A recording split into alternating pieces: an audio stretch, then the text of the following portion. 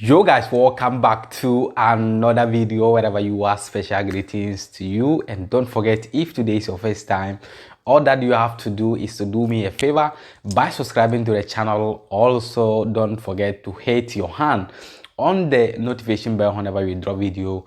You can also get it and watch. We have switched on YouTube for some days now, so please, if you get the video, as I said before, just do me a favor, try to share the video so that a brother, a friend can also know that official cracker is back again. And today we have two stories that we are going to be talking about. The first one is going to be about 200 immigrants that the Ocean Viking has rescued on top of the Mediterranean Sea, and also the message that the NGO, which is the Ocean Viking, is sending to the European leaders. And also Nigeria, they said 140 students has been kidnapped by unknown gunmen. So guys, without wasting much time, let's do this thing together. Yeah guys, as I said before, another 200 migrants has been rescued by the Ocean Viking, and currently they are saying the Ocean Viking is the NGO which is on top of the Mediterranean Sea, saving the lives of our brothers who want to make it to Europe through the Mediterranean Sea. That is the deadly journey that someone can do to risk your life by passing through the Mediterranean Sea to reach Europe. And then, as I said before, that is the only NGO, or that is the only rescue ship that is on top of the Mediterranean Sea currently. And you know, now the weather is good. We are in July and the weather is very good, so a lot of people are using this opportunity, to come to the country, or to use this opportunity to take the Lampa to Europe. And then, as I said before, the captain of the ONG, or that is the captain of the NGO, that is the Ocean Viking, is saying the European leaders have to do their obligation to accept these immigrants, because the problem here is that the European leaders don't want to accept or don't want to agree for the NGO to bring the immigrants in. And then the NGO, they are saying this is their obligatory. It is something that they have to do. It is their must for them to save people on top of the Mediterranean Sea. And then after the saving of the lives of this innocent, some of them will be minors. So if they save them, it is the obligation for these EU leaders or the European leaders to accept these immigrants. And then later, if they want to do their politics, if they want to use immigrants for their political campaign, they can use them. But the first thing is to accept the immigrants that the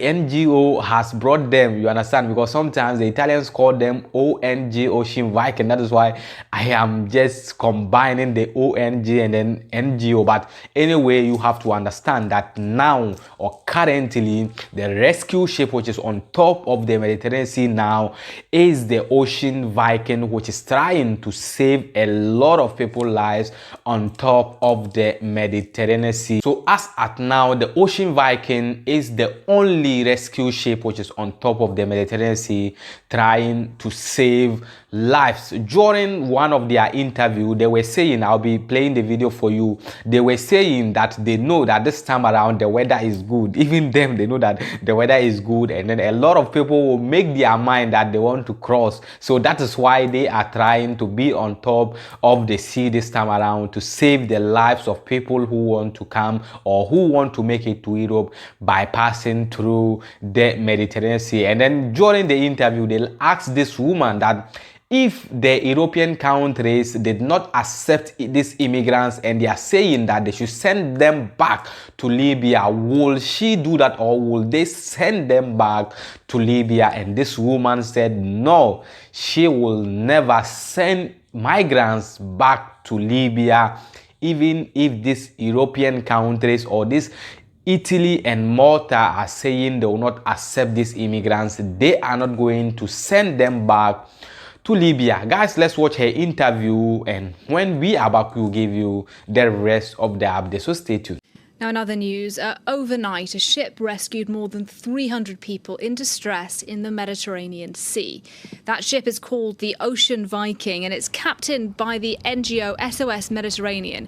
It aims to save the lives of migrants who are making the dangerous journey from North Africa to Europe. Well, earlier today I spoke to Sophie Beau. She is the Director General of SOS Mediterranean. I started by asking her about the health of those on board the ship. They arrive on the Ocean Viking, our rescue ship, in a very in a state of exhaustion, actually. Some are also submitted to sunburns or dehydration because the conditions right now in the Mediterranean are quite good. Let's say the weather is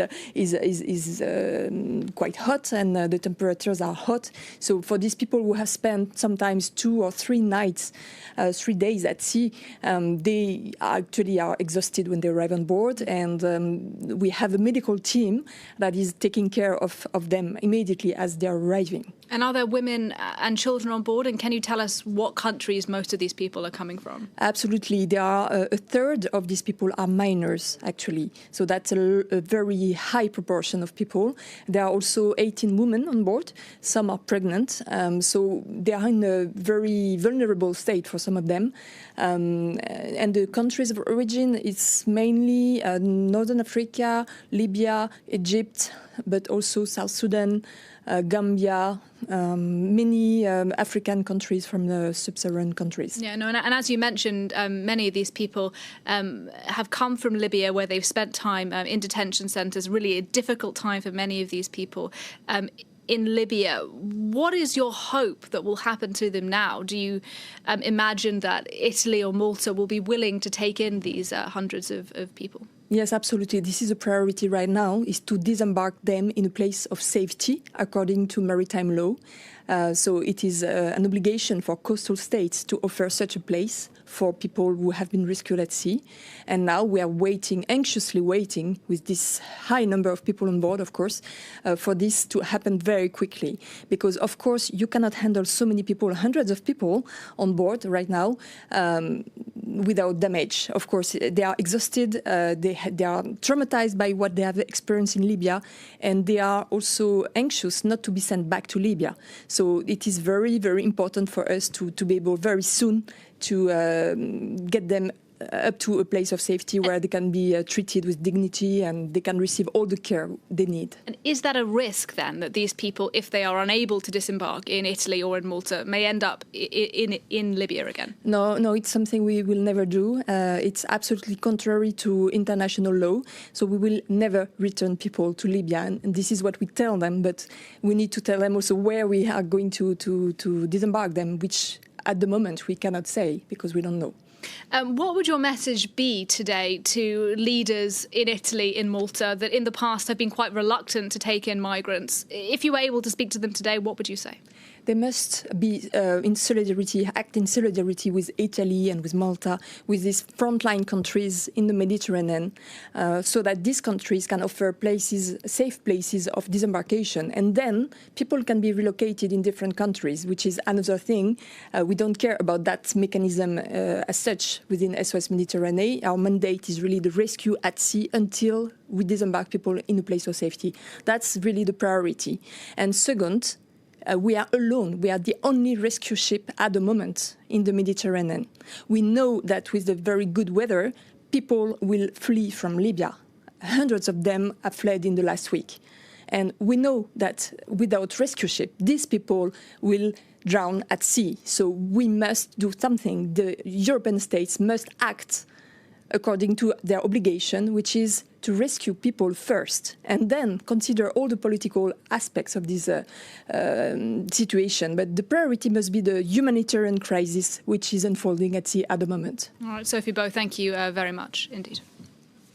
Yeah, guys, I hope you have seen the video. So that is the current situation that the Ocean Viking is facing on the rescue of African migrants or migrants in general. And now let's move on to the next story. We are moving on to Nigeria about the kidnapping. Guys, since this year started, this kidnapping thing in Nigeria has been something that is going on day in and day out, and we don't know when this thing is going to to be stopped, because people who are doing this kind of thing that we are calling them unknown gunmen, if they kidnapped people, whether they receive money from the kidnapper's family or they receive money from the government, so these people will continue to do this kind of thing, because if they do not get money from the families of the kidnappers, they will get money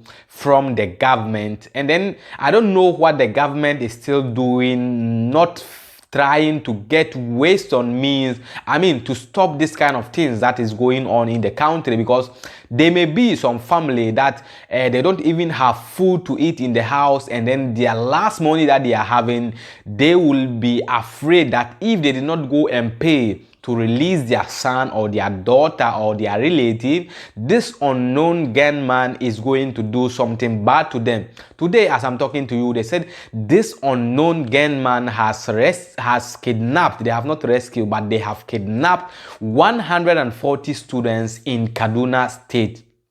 Guys, this unknown gunman thing, I don't want to be talking about it, because sometimes if you are looking at this, our African leaders, I don't know what they are trying to do, because here is the case, the country, things are not moving well in, and then at the end of the day, people will start kidnapping people, and you have to pay money before they will leave you. It doesn't make sense. Last, I was watching one of their interviews, and then they were saying that everybody in Nigeria needs to buy gun to lances it. To be protecting, you have to buy gun to protect yourself. This is where we have reached a country where we have government, where we have the military, where we have the soldiers, where we have the police. Why is it that we have authorities in the country, and then we citizens needs to go and buy gun, to protect ourselves? So, that is a country that we have leaders. This means that it's a country that we don't have leaders. Even if there is no leaders in the country, it would have been better, because I cannot be in a country that we have leaders, and then the leaders will be telling the citizens that they have to go and buy gun, to be protecting themselves. This doesn't done anywhere, but this thing is only Africa, that your African leaders will be telling you that go and buy gun to be protecting your own self. And then I think at the end of the day, that is going to be the solution, because unknown gunman will kidnap you today, the next day they will kidnap you.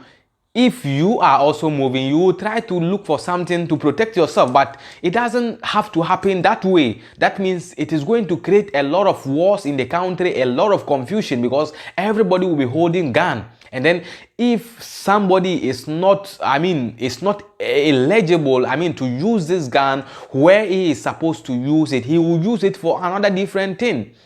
Because the person has licensed the gun and he has the right to do whatever he wants. So this unknown gunman thing, this kidnapping things in Nigeria, I don't know. Sometimes maybe these leaders that they are at the end of the day saying they are trying to fight these things. Maybe sometimes they know something about this thing, because this thing cannot continue from the beginning of the year to the middle of the year, and then day in, day out, people are still kidnapped. Guys, let's go and watch the video. When we are back, we will give you the rest of the update, so stay tuned. Well, our correspondent Chinwe Osundo is in Abuja, and we can speak to her now. Chinwe, what's the latest this hour? Yeah, for this kidnap that took place early this morning, the police are still delaying on making a release on official statement about what actually has happened. But from what we are, from the sources, the different sources that we have gathered so far, we know that aside the 25 students that tried to escape during the operation, some other 2 soldiers were shot at. And also, we also recall that in Kaduna lately, it's been a lot of kidnapping. In this school right now, we are not sure of how many have been taken away. And we are not also sure what the direction these people have taken, because it is said that they sporadically came this morning in shooting and took away students and some of the staff of this school. And we know, Chinwe, this isn't the first time that we've seen kidnappings like this in Kaduna State. Tell us what's been happening in the last few months. Or for the past 6 months, we have had so far 4 massive abductions in the state of Kaduna. Not even so long ago, not even up to 24 hours. Yesterday again, we had another kidnap at the National Tuberculosis and Leprosy Center in Zaria. Zaria is still in Kaduna, and it is said that a breastfeeding mother was taken away, the child as well, and some of the nurses in this particular health center were also taken away, kidnapped. So this thing is happening probably because of the monetary value that they have whenever they take their captives away, because in the north of Nigeria, it has been proven that there's been an exchange between the government and the bandits. So whenever they have any kidnap or any victim, there is always an exchange of finances between either the government, either the parents, or either the community. So it's either they take away students or they take away cattle or the I believe we may have lost our connection there with Chinwe Osundu in Abuja. Apologies for that. I hope, though, you are able to gather some information about what is happening today in Nigeria. We'll try to bring you more on that situation in Kaduna State later on during the program. Yeah, guys, I hope you have seen the video. So that is about the 140 students that the unknown gunman has kidnapped in Kaduna State in Nigeria. And guys, I think this is the update I have for you today. I am back again, and then if you have not subscribed yet, what you have to do is to do me a favor, subscribe to the channel and be part of the family, and also try to share today's video for me, because it's going to be very important to me, so that people will know that I am back again on the channel. So guys, till we meet again in the next video, please stay safe and stay blessed. Peace out.